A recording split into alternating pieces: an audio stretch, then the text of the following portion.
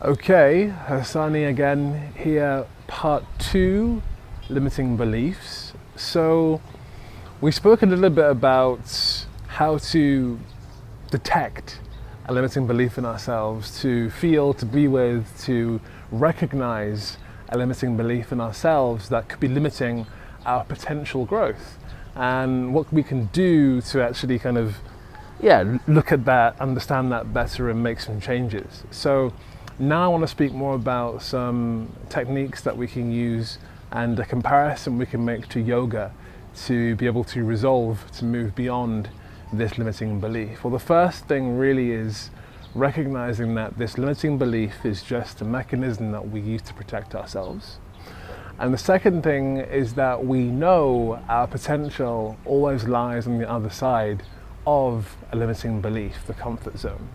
So in comparison to yoga, what I find really useful with this is to realize that we have an edge, we have a boundary, right? Something is there that's stopping us from moving or flexing or doing something in some way.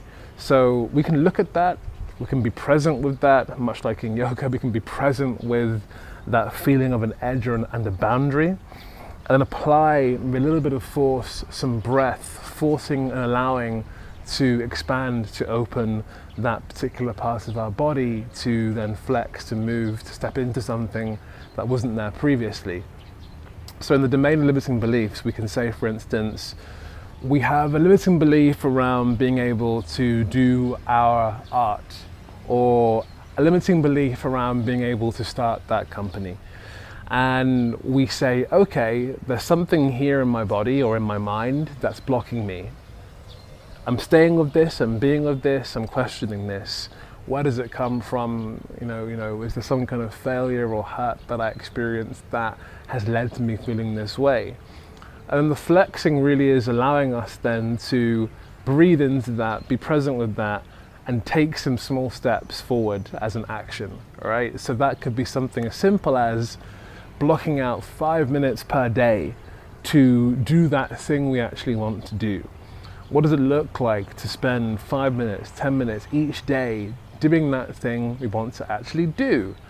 And then we find that that activity, that action becomes a habit, and then we're fully in flow of that process of creation or doing or being the way we actually want to actually be.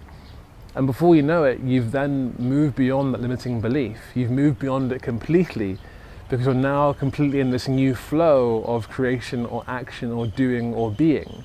So that's a really powerful process that I've used in my journey to move beyond my beliefs, is making a habit of detecting, questioning, being present with, and then flexing, creating an action to do that change process. Even small, micro, a baby step each day allows us to have those compound effects to create habits that truly create change in our lives.